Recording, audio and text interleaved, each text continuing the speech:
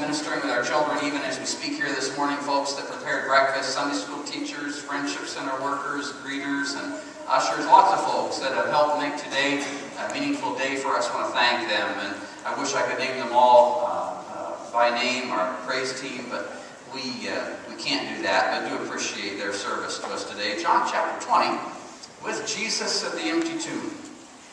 John chapter 20.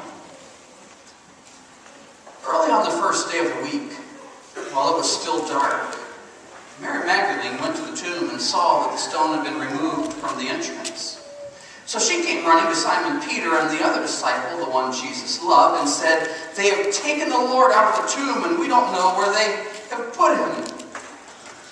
So Peter and the other disciple started for the tomb. Both were running, but the other disciple outran Peter and reached the tomb first. He bent over and looked in at the strips of linen lying there, but did not go in.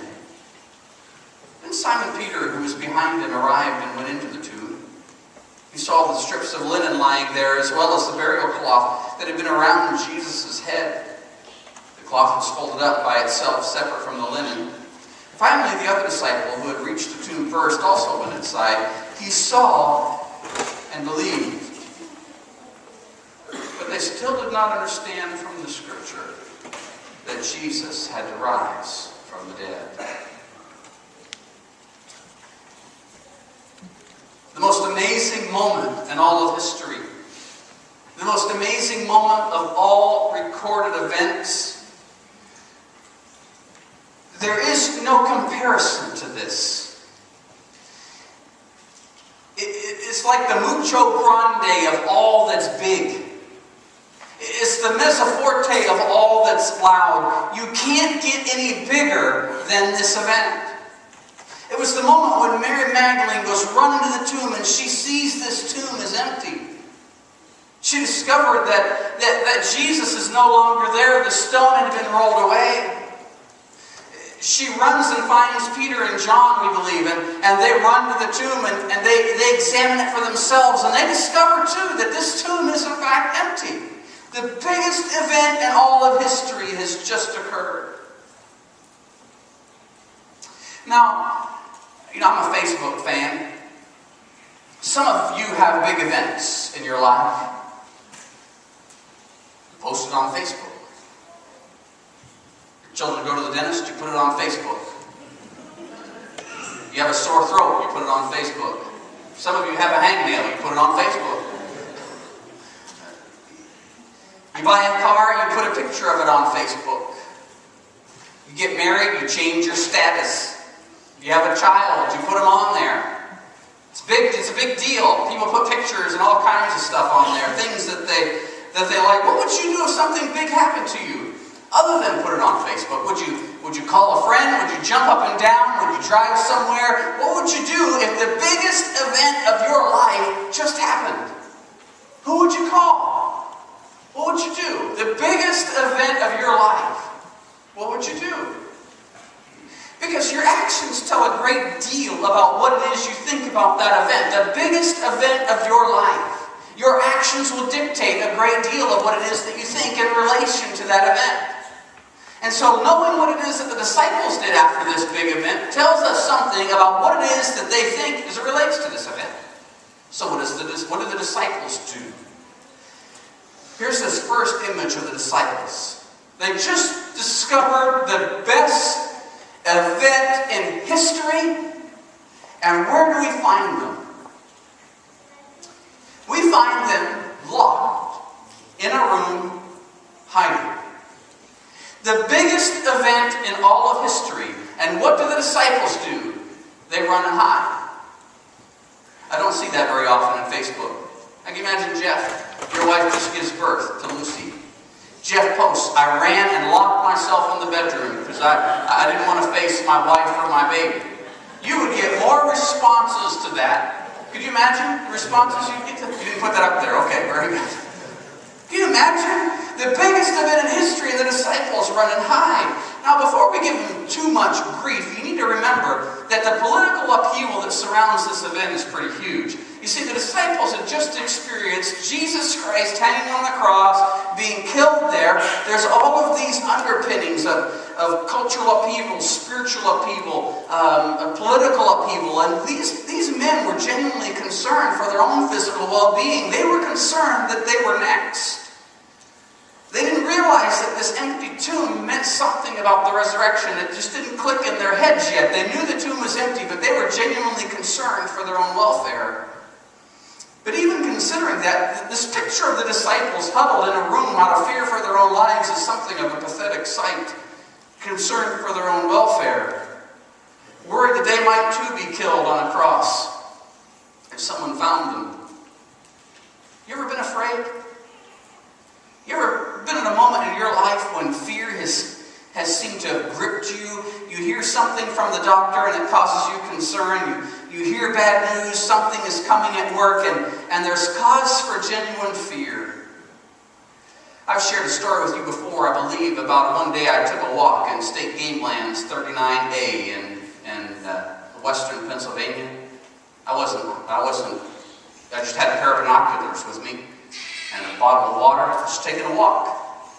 I parked myself on top of a ridge that overlooked a pretty significant slope down into a lower elevated area. It was beautiful, gorgeous. It was a huge line of sight, and there were some bushes behind me, some higher brush behind me, and I was just sitting there on a rock praying, looking, watching the morning go by.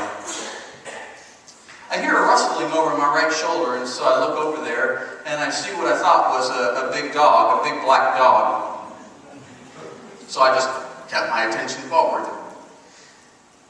I heard over my shoulder again, except in a different location. I looked back and I saw two black dogs.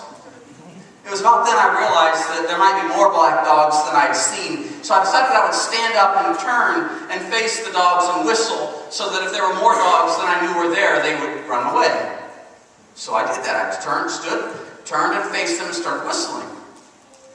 And I saw those two black dogs stand up on their back feet. And those two black dogs were two cub bears. And I thought, oh my. They made a little noise, and then something behind them that I hadn't seen stood up that was much larger. It was their mother. I never knew the heart could beat so fast, having not moved. And there she stood, and there I stood, and their cubs were in between. Her cubs were in between. I didn't know what to do. So she made a noise, and the cubs take off for a tree. And now it's just me and Mama. Now, I'd learned in my own research and outdoor activities, you do not run away. You want to keep your eye on the thing, and you want to slowly back away with your face toward them. So that's exactly what I did. I picked up the sack that I had around that had my water and compass in it, and I started to slowly back away. Fortunately, Mama went west. And a few minutes later, she made another noise. The bears come scampering down, and they head the direction that I was going to go. Well, I was thankful I had my compass, because I decided if the bear wanted to go that way, I was going to let the bear go that way. I was going to go a different way to find my way back to the car. I was scared out of my mind. After the bears went away and my pulse started to subside, I was like, oh, I have a cell phone on my camera on my cell phone. I could have took a picture, you know. I didn't remember. I was so scared. Fear can do odd things with us. Fear can play tricks on us. And Jesus speaks to his disciples in this radical moment of fear. They were genuinely afraid. They were genuinely concerned for their well-being. Jesus speaks to them. The scriptures seem to indicate that Jesus kind of just starts walking through walls at this point, and Jesus appears among them, and he sees them, and he knows that they are afraid, and on 2 occasions he speaks peace to them. Are you afraid this morning? Afraid about what God thinks? Afraid of something that's going on in your life? You know what I've found in pastoral ministry? There are times when people need the peace of Christ that passes understanding. I've been blessed to be able to speak to individuals and proclaim peace in their life. You cut an onion.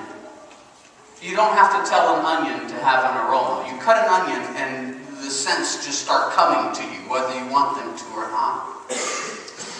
It's one thing for a minister to proclaim peace, but do you know, folks, that this morning you can have a peace that just like when you cut an onion open, the aroma starts coming out. You put stress on a believer, peace can come out of the heart. We don't have to be men and women that live afraid of what it is that's going to come. We don't have to go to a doctor and be afraid of what they're going to say. We don't have to go to an employer and be afraid of what they're going to say. We don't have to go to the bank and be afraid of what they're going to say. We can live a life of authentic, genuine peace. Because Jesus himself is a God who brings his peace. Do you have his peace today in your heart?